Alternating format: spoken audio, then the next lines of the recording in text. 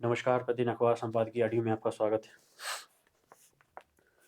राजद्रोह पर लॉ आयोग की रिपोर्ट रूढ़िवादी है। दैनिक भास्कर। एआई से असली और नकली के बीच का फर्क। प्लास्टिक कूड़े से मुक्ति हमारे अस्तित्व के लिए जरूरी। भ्रष्टाचार का पुल। दैनिक जागरण। मंदिर में ड्रेस कोड। राष्ट्रीय सहारा। कामयाबी है कुछ खास। अब आर्टिकल विस्तार से। राजद्रोह पर लॉ आयोग की रिपोर्ट रूढ़िवादी है। दैनिक भास्कर। लॉ कमीशन 22वां की 219वीं रिपोर्ट रूढ़िवादी मानसिकता दर्शाती है। 81 पेज की रिपोर्ट में 1870 में अंग्रेजी हुकूमत के खिलाफ विद्रोह रोकने के लिए आईपीसी में शामिल हुए इस राजद्रोह कानून 124 ए को न केवल बहाल रखने की बल्कि सजा को 3 से 7 साल करने के साथ ही इंस्पेक्टर और ऊपर के रैंक के जांच अधिकारी और केंद्र या राज्य सरकार की पूर्वानुमति की सिफारिश से 1 साल पहले मई में सुप्रीम कोर्ट ने इस धारा के प्रयोग पर रोक लगा दी थी। उसके 5 माह बाद आयोग ने इस पर काम शुरू किया था। रिपोर्ट के पेज 59 में इंग्लैंड के लॉ आयोग की रिपोर्ट का जिक्र भी है, जिसमें कहा गया है कि यह कानून अभिव्यक्ति की आज़ादी पर डरावना प्रभाव डालता है। इंग्लैंड ने इसे 2009 में खत्म किया, जबकि अमेरिका में कोर्ट्स ने फ्री स्पीच के मामले में इस प्रावधान को डरावना करार दिया। रिपोर्ट्स ने माना कि तमाम विकसित देशों ने इसे खत्म कर दिया है, लेकिन भारत में आज भी बहाल रखने और सख्त बनाने के लिए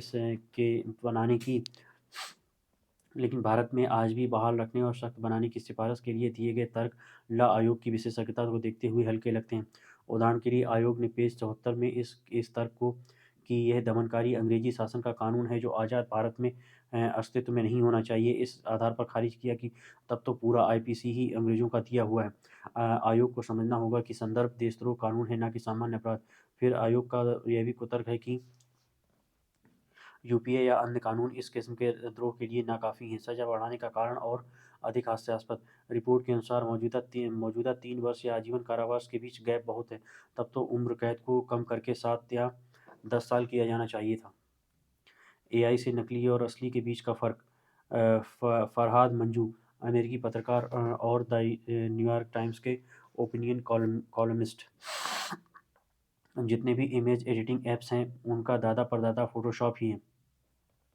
वह हमारे फेस ट्यून्ड मीडिया इकोसिस्टम का पूर्वज है। यह हमारी संस्कृति में कुछ इस तरह से बैठ गया है कि फोटोशॉप एक साथ क्रिया भी है और विशेषण भी। यह सबसे ज़्यादा इस्तेमाल की जाने वाली डिजिटल युक्ति भी है। 30 से भी ज़्यादा साल पहले इसका पहला संस्करण जारी किया गया था और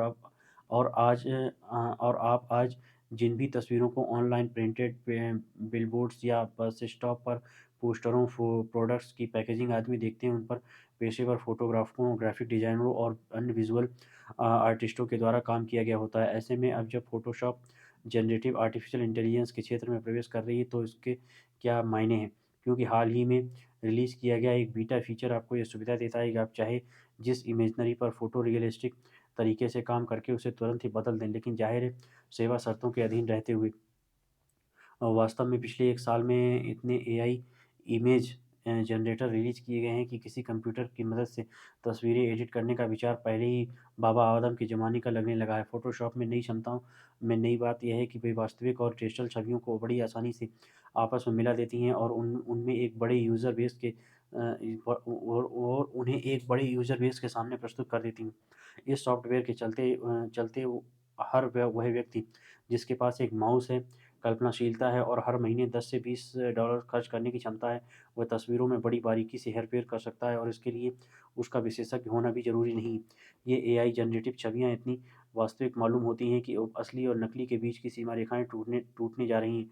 अच्छी खबर यह है कि फ़ोटोशॉप करने वाली कंपनी एडोबी ने इसके खतरों को माप लिया है और वह डिजिटली मैनिपुलेटेड तस्वीरों की चुनौती को सामना करने की योजना बना रही है। उसने एक ऐसी युक्ति बनाई है कि जिसकी मदद से आप जान सकते हैं कि किसी इमेज फ़ाइल में एआई की मदद से बदलाव किया गया है या नहीं। इस प्लान को कंटेंट ऑथेंटिसिटी इनिशिएटिव का नाम दिया गया है और इसका घोषित मकसद डिजिटल मीडिया की विश्वसनीयता को बढ़ावा देना है। इसकी मदद से क्रिएटर या पब्लिशर हर फेक तस्वीर को पकड़ने के बजाय यह साबित कर सकेंगे कि उनके सामने प्रस्तुत कोई इमेज फर्जी है या वास्तविक। आने वाले समय में आपको ट्विटर पर किसी कार दुर्घटना या आतंकी हमले या प्राकृतिक आपदा की कोई तस्वीरें दिखलाई दें और उनमें यह कंटेंट क्रेडेंशियल ना सम्मिलित हो तो जो बताता है कि ये तस्वीर कैसे क्रिएट और एडिट की गई थी, तो आप उन्हें फेक घोषित कर सकते हैं। एडोबी की chief trust officer Dana Rao ने मुझसे चर्चा में कहा कि आने वाले समय में सरकारों, समाचार एजेंसियों और सामान्य पाठकों के लिए ये बहुत महत्वपूर्ण साबित होने जा रहा है कि वे असली और नकली में फ़र्क कर सकें। तब अगर आपको कोई ऐसी सूचना मिलती है जिसके साथ कोई कंटेंट क्रेडेंशियल नहीं है, तो आपको उसकी सत्यता पर संदेह का पूरा अधिकार होगा। लेकिन सवाल है कि ऐसा कब होगा? क्योंकि एडोबी अभी योजना ही बना रही है कि जिसे धरातल में आने में समय लगेगा। जबकि फ़ोटोशॉप में एआई फीचर्स पहले से ही बिना किसी सुरक्षा तंत्र के लोगों तक बड़ी संख्या में जारी किए जाने लगे हैं। एआई कंटेंट जनरेशन भले ही अभी प्राथमिक अवस्था में हो, पर फ़ोटोशॉप के लिए नए फीचर्स के साथ फ़ोटोशॉप पर नए फीचर पर फ़ोटोशॉप के नए फीचर्स के बाद व्यापक रूप से सर्वमान्य मानदंडों को निर्धारित करने में ज़रूरत निर्मित हो चुकी है। हम पहले ही कंटेंट के सैलाब में डूबे हुए हैं और अब रियलिस्टिक दिखने वाले आर्टिफिशियल फीचर्स से हालत और बदतर होने जा रहे हैं। टेक कंपनियों को एडोबी के सिस्टम और किसी अन्य सेफ्टी नेट को अपनाने के लिए हरकत में आना होगा, क्योंकि एआई इमेजनरी दिन ब दिन परिष्कृत होती जा रही है। हमारे पास गंवाने के लिए समय नहीं है। हाल ही में हम हवाई में हवाई में मैंने एक रेड हेडेड पक्षी की तस्वीर खींची जो किसी आउटडोर डाइनिंग टेबल पर बैठा था। मैंने एक एआई सिस्टम से उसे फ़ोटोशॉप करने की कोशिश की। महज़ 30 सेकंड के बाद वह पक्षी मेरी बाँह पर बैठा हुआ था और एडिटिंग इतनी वास्तविक थी कि उस पर कोई भी संदेह नहीं कर सकता था। हम एक बहुत ही विचित्र समय में जी रहे हैं। प्लास्टिक कूड़े से मुक्ति हमारे अस्तित्व के लिए ज़रूरी है। डॉक्टर अनिल प्रकाश जोशी, पद्मश्री से सम्मानित पर्यावरणविद। दुनिया भर में प्लास्टिक प्रदूषण से जोड़ पकड़ रखा है और यही कारण है कि इस बार के पर्यावरण दिवस की थीम प्लास्टिक पर ही केंद्रित है।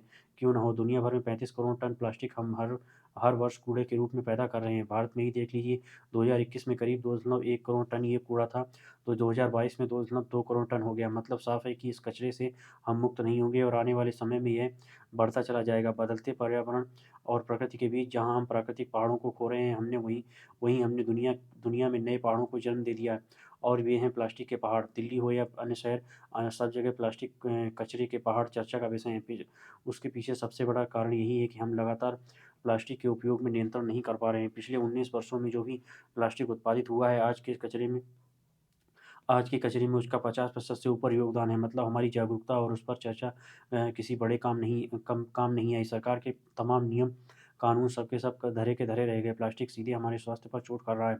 आने वाली पीढ़ी को मस्तिष्क से जुड़ी बीमारियां और हृदय या सांस की तकलीफें झेलनी पड़ेंगी। आज 90% प्लास्टिक के आइटम हमारे प्रतिदिन उपयोग में आने वाले सामान हैं, चाहे ग्रोसरी बैग हो या प्लास्टिक रैपर ग्रोसरी बैग हो, plastic wrapper, disposal cutlery, cup, ये सब प्लास्टिक के ही हैं। और इसलिए अगर हम इनके उपयोगों पर अंकुश लगा सकें तो इससे बहुत बड़ा असर दिखेगा। जब दुनिया में 20 बिलियन प्लास्टिक बोतल कूड़े के रूप में प्रतिदिन आ जाती हूँ, तो कल्पना कर सकते हैं कि ये बोतलें कहाँ जाती होंगी। वे समुद्र में जाती हैं या आपके घर के चारों तरफ खेतों को सीधे प्रभावित करती हैं। इसलिए ज़रूरी है कि हम पानी की बोतलों पानी की बोतलों का उपयोग बंद कर दें। हालांकि कई देशों ने इस पर गंभीरता दिखाई है। दुनिया में कई जगह हैं जहां प्लास्टिक की इस तरह की बोतल पर सीधे अंकुश लगा दिया गया है। इन सब के अलावा कई तरह के plastic scrubber, toothpaste, body washer के निर्माण या इनके उपयोग के समय इनके छोटे-छोटे कण पानी में आ जाते हैं और यही पानी हमारे शरीर में फूड के साथ या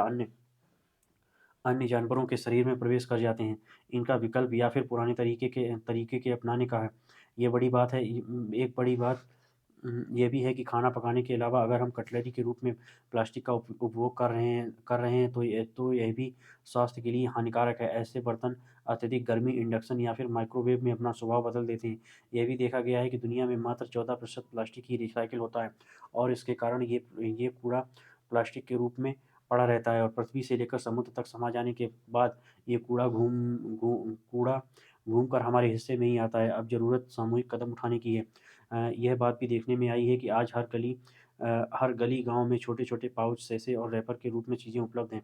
उपभोक्ताओं के लिहाज से ये सुविधाजनक है, लेकिन पर्यावरण के लिए उतने ही अधिक नुकसानदेह। इनके स्वस्थ विकल्प के बारे में भी विचार करना होगा। अगर हमें प्लास्टिक पर अंकुश लगाना है तो ऐसे उत्पादों और उत्पादकों पर कहीं विरोध के रूप में या विकल्प के रूप में जोर लगाना ही पड़ेगा, क्योंकि यह तो तय तय है कि जिस तरह से प्लास्टिक के फुटप्रिंट दुनिया में पड़ रहे हैं, और अगर हमने समय रहते हुए पहल नहीं की तो आने वाले समय में यह मनुष्य के फुटप्रिंट को नेस्तनाबूद कर देगा।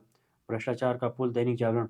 बिहार के भागलपुर में गंगा नदी पर निर्माणाधीन पुल का पहली बार ढहना भ्रष्टाचार की पराकाष्ठा है। शर्मनाक केवल यह नहीं है कि ये निर्माणाधीन पुल दूसरी बार गिला, बल्कि यह भी है कि ये 9 साल से बन रहा है, लेकिन पूरा होने का नाम नहीं ले रहा है। ये लेट लपीदिपी इसलिए हैरान करने वाली है कि अभी हाल ही में संसद का नया भवन तैयार हुआ है। यह करीब ढाई वर्ष में बनकर तैयार हो गया है। क्या यह विचित्र नहीं है कि संसद का नया भवन तो लगभग 2.5 वर्ष में बन गया, लेकिन एक पुल 9 वर्ष में भी नहीं बन पाया है। यह तब है जब इस पुल को नीतीश सरकार का ड्रीम प्रोजेक्ट बताया जा रहा है। जब सरकार की प्राथमिकता वाले प्रोजेक्ट की ये दुर्गति है तो यह सहज ही समझा जा सकता है कि अन्य परियोजनाओं की क्या स्थिति होगी।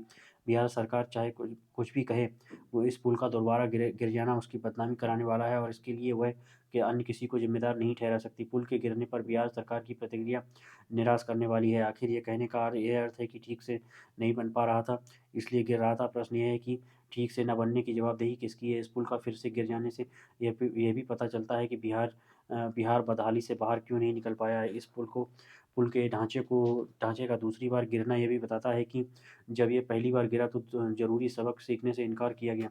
भागलपुर को खगड़िया से जोड़ने वाले पुल के दूसरी बार गिर जाने से एक जानना कठिन है कि अब यह कब तक बनकर तैयार होगा और उसकी लागत में कितनी वृद्धि होगी। ये तय है कि जो भी वृद्धि होगी वह जनता के पैसे की बर्बादी ही होगी। इस पुल के दूसरी बार गिर जाने को महज दुर्योग कहकर कर्तव्य की श्री नहीं की जा सकती, क्योंकि बिहार में इसके पहले भी कई निर्माणाधीन या फिर नए पुल ढह चुके हैं। इसका मतलब है कि निर्माण परियोजनाओं में भ्रष्टाचार का घुन लग चुका है। ऐसा तब होता है जब भ्रष्ट तत्वों के गठजोड़ पर लगाम लगाने से इनकार करने के साथ यह देखने से बचा जाता है कि निर्माण परियोजनाएं समय से और सही तरीके से क्यों नहीं पूरी हो रही। वैसे तो सड़कों, पुलों आदि के निर्माण में भ्रष्टाचार और उनकी गुणवत्ता की अनदेखी एक राष्ट्रव्यापी समस्या है, लेकिन यह तो हद है कि कोई निर्माणाधीन पुल दो बार गिर जाए। समझना कठिन है कि जब अंग्रेजों के ज़माने में बनाए गए निर्माण आज भी अपनी मजबूती की गवाही दे रहे हैं, तब निर्माणाधीन परियोजनाएं पहले से पूरी होने से पहले ही क्यों ध्वस्त होती जा रही हैं। मंदिर में ड्रेस कोड। राष्ट्रीय सहारा। उत्तराखंड के हरिद्वार, ऋषिकेश और देहरादून के कुछ मंदिरों में छोटे कपड़े पहनने वालों के प्रवेश पर पाबंदी लगा दी गई है। हरिद्वार के दक्ष प्रजापति मंदिर, देहरादून के टपकेश्वर महादेव मंदिर व ऋषिकेश के नीलकंठ महादेव मंदिर में उचित वस्त्र न पहनने वाले स्त्री पुरुषों के प्रवेश पर निषेध लगा दिया गया है। अखिल भारतीय अखाड़ा परिषद द्वारा कहा गया कि 80% तक तन न ढकने वाली स्त्रियों को मंदिर में प्रवेश नहीं दिया जाएगा। अखाड़ों से जुड़े देश भर के मंदिरों में यह प्रतिबंध जल्दी ही लागू किया जाएगा। शुचिता के प्रति श्रद्धालुओं की उपेक्षा के कारण यह पाबंदी लोगों की दलील रही है। लंबे समय से ढेरों पूजा स्थलों पर तरह तरह के प्रतिबंध लगाते रहे हैं। मज़ारों व गुरुद्वारों में सख्ती से यह नियम पहले से ही लागू है। वहाँ श्रद्धालुओं को तन ढकने के साथ ही सिर ढाँपने का नियम भी सख्ती से लागू है। हालांकि मंदिरों में इस तरह का कोई प्रावधान कभी नहीं रहे। अमूमन लोग स्वेच्छा से शालीन वस्त्रों में ही पूजा स्थल जाते रहे हैं। मगर इधर के कुछ सालों में समाज के एक वर्ग में जैसे जैसे कट्टरता हावी होती होती नजर आ रही है, वैसे वैसे धर्म की आड़ में नए दायरे तय किए जा रहे हैं। स्वीकारना होगा कि लोगों का ड्रेस सेंस काफ़ी तब्दील हो चुका है। वे मौसम व सुविधा अनुसार ही वस्त्रों का चयन नहीं कर सकते, बल्कि फैशन परस्ती भी आवी रहती है। धार्मिक स्थलों में बदन उघाड़ू वस्त्रों का प्रयोग तर्कसंगत नहीं ठहराया जा सकता। कहना गलत नहीं होगा कि इससे श्रद्धालुओं ही नहीं बल्कि मंदिर के कर्मचारियों समेत पुजारियों पंडितों का भी मन शांत नहीं रह पाता है। कम वस्त्रों में अब स्त्रियां भी नहीं भरती, बल्कि पुरुष भी शॉर्ट्स और निकर और गंजी जैसी टी शर्ट में दर्शन देने चल पड़ते हैं। उन्हें पर्यटन व पूजा स्थल के भेद को समझना चाहिए। वस्त्रों में भी का स्थान, काल, पात्र की गरिमा जरूरी है। यह भी सच है कि सनातन हिंदू धर्म विराट है, इसमें संकीर्णताओं व बंधन के लिए स्थान नहीं रहा है, क्योंकि नागाओं के पूजा स्थलों के प्रवेश के निषेध की कभी कोई बात नहीं उठी। भक्त व देवताओं के दरमियान कुछ भी अछीना नहीं है। अपने आराध्य के आगे श्रद्धालु कैसे सिर निभाता है, यह उसकी आस्था पर है। सनातन धर्म किसी भी तरह की कट्टरता व से अछूता रहा है, यही इसकी विराटता महिमा का मुख्य स्रोत है। उसे पाबंदियों में बांधने के प्रयास बचकाने ही कहलाएंगे। कामयाबी है कुछ खास। डॉक्टर शशांक स्वदेशी नेविगेशन प्रणाली को मजबूत करने की दिशा में बड़ी कामयाबी हासिल करते हुए भारतीय अंतरिक्ष अनुसंधान संगठन इसरो ने second generation navigation satellite NBS-1 को सफलतापूर्वक कक्षा में स्थापित किया। इस सैटेलाइट को GSLV F10 रॉकेट से प्रक्षेपित किया गया। यह इस सेकेंड जनरेशन सीरीज का पहला सैटेलाइट है। इससे स्वदेशी नेविगेशन प्रणाली ज़्यादा सटीक हो सकेगी। सबसे महत्वपूर्ण बात यह है कि NVS-1 सैटेलाइट में विदेश में स्वदेशी परमाणु घड़ी लगाई गई है। इसके पहले सटीक तिथि और जगह की जानकारी का पता लगाने के लिए रूबिडियम परमाणु घड़ियों को आयात करना पड़ता था। इसरो ने इस मिशन के लिए खास तौर पर अपने देश में विकसित रूबिडियम परमाणु घड़ी का इस्तेमाल किया। इससे विकसित करने की तकनीक कुछ ही देशों के पास है। परमाणु घड़ियों द्वारा पहले ही सिग्नल भेजने और सिग्नल प्राप्त करने में लगे समय की गणना की जाती है। इसके आधार पर स्थान निर्धारण किया जाता है। NVS-1 की लॉन्चिंग नाविक navigation with Indian constellation service की निरंतरता सुनिश्चित करने की दिशा में महत्वपूर्ण है। यह अमेरिका के GPS की तरह भारत का अपना सैटेलाइट नेविगेशन सिस्टम है, जिससे रियल टाइम और सटीक नेविगेशन संभव होता है। असल में इंडियन रीजनल नेविगेशन सिस्टम के तहत 7 सैटेलाइट प्रक्षेपित किए गए थे। इनके जरिए भारत में नेविगेशन सेवाएं मिल रही थीं। उनका इस्तेमाल सेना और विमान सेवाओं के लिए किया जा रहा था। इसमें से 3 सैटेलाइट काम नहीं कर रहे थे, इसलिए इसरो ने 5 नए सैटेलाइट लॉन्च करने की ठानी। NPS-01 इनमें से एक है। इन आधुनिक सैटेलाइट को पुराने सैटेलाइट्स की तुलना में अधिक समय तक काम कर पाने की क्षमता के साथ नहीं बनाया स कम च काम कर पाने की क्षमता के साथ बनाया गया है। पुराने उपग्रह 10 सालों तक सेवाएँ देते हैं, जबकि नेक्स्ट जनरेशन सैटेलाइट 12 सालों तक सटीक सेवाएँ दे सकते हैं। NBS-1 भारत के समुद्र के भीतर सटीक और रियल टाइम नेविगेशन सेवा उपलब्ध कराएगा, जिससे समुद्र में जहाज़ों की रियल टाइम पोजीशन का सटीक अंदाज़ा लगेगा। इससे हवाई, स्थलीय और समुद्री नेविगेशन में भी सहायता मिलेगी। NVS-1 से मोबाइल लोकेशन सर्विस और भी दुरुस्त हो जाएंगे। इससे इमरजेंसी सर्विसेज, जियोडेटिक सर्वे, मरीन फिशरीज, कृषि संबंधी जानकारी हासिल करने में भी सहायता मिलेगी। स्वदेशी GPS नाविक से भारत को बहुत फायदा होगा। मसलन जोमेटो और स्विगी जैसे फूड डिलीवरी सेवाएं और ओला उबर जैसी सेवाएं नेविगेशन के लिए GPS का इस्तेमाल करती हैं, ताकि नाविक इन कंपनियों के लिए नेविगेशन सब्सक्रिप्शन कॉस्ट को कम कर सकता है और एक्यूरेसी बढ़ा सकता है। नाविक से अमेरिका के GPS पर निर्भरता कम होगी और इंटरनेशनल बॉर्डर सिक्योरिटी ज़्यादा बेहतर होगी। चक्रवातों के दौरान मछुआरों, पुलिस, सेना और हवाई जल परिवहन को बेहतर नेविगेशन सिक्योरिटी मिलेगी। नाविक टेक्नोलॉजी ट्रैवल और टूरिज्म इंडस्ट्री को मदद कर सकती है। इसके जरिए टूर टूर को ज़्यादा इन्फॉर्मेटिव और इंटरेक्टिव बनाकर गेस्ट का एक्सपीरियंस और ज़्यादा बेहतर बनाया जा सकता है। आम लोग लोकेशन के लिए भी इसका इस्तेमाल कर सकते हैं। भारत का IRNSS अमेरिका के ग्लोबल पोजिशनिंग सिस्टम GPS, रूस के ग्लोनस, यूरोप के गैलीलियो जैसा है। इस कामयाबी के साथ ही भारत का न केवल अपने उपग्रहों का जाल तैयार हो जाएगा, बल्कि अपना GPS भी शुरू हो जाएगा। अब GPS के लिए भारत को दूसरे देशों पर निर्भर नहीं रहना पड़ेगा। यही यही यानी यह कामयाबी बहुत खास है। इस मिशन की कामयाबी के साथ ही भारत उन चुनिंदा देशों की जमात में शामिल हो गया जिसके पास नेविगेशन प्रणाली है। यह अभियान भारत के अंतर्राष्ट्रीय कार्यक्रमों को नई दिशा प्रदान कर रहा है, जिससे देश का नेविगेशन सिस्टम मजबूत होगा, जो परिवहनों तथा उनकी सही स्थिति एवं स्थान का पता लगाने में सहायक सिद्ध होगा। नेविगेशन सिस्टम के लिए आत्मनिर्भरता किसी भी देश के लिए काफ़ी मायने रखती है। एक रिपोर्ट के अनुसार देसी नेविगेशन सिस्टम आम आदमी की ज़िंदगी को सुधारने के अलावा सैन्य गतिविधियों, आंतरिक सुरक्षा और आतंकवाद रोधी उपायों के रूप में बेहतर उपयोगी होगा। खासकर 1999 में कारगिल जैसी घुसपैठ और सुरक्षा संबंधी चुनौतियों से इसके जरिए समय रहते निपटा जा सकेगा। कारगिल घुसपैठ के समय भारत के पास ऐसा कोई सिस्टम मौजूद नहीं होने से सीमा पार से होने वाली घुसपैठ को समय रहते नहीं जाना जा सका था। बाद में यह चुनौती बढ़ने पर भारत ने अमेरिका से GPS सिस्टम की मदद मुहैया कराने का अनुरोध किया था। हालांकि तब अमेरिका ने मदद मुहैया करने से इनकार कर दिया था। उसके बाद से ही GPS की तरह ही देश नेविगेशन सैटेलाइट नेटवर्क के विकास पर जोर दिया गया और अब भारत ने खुद इसे विकसित करके बड़ी कामयाबी हासिल की है। धन्यवाद।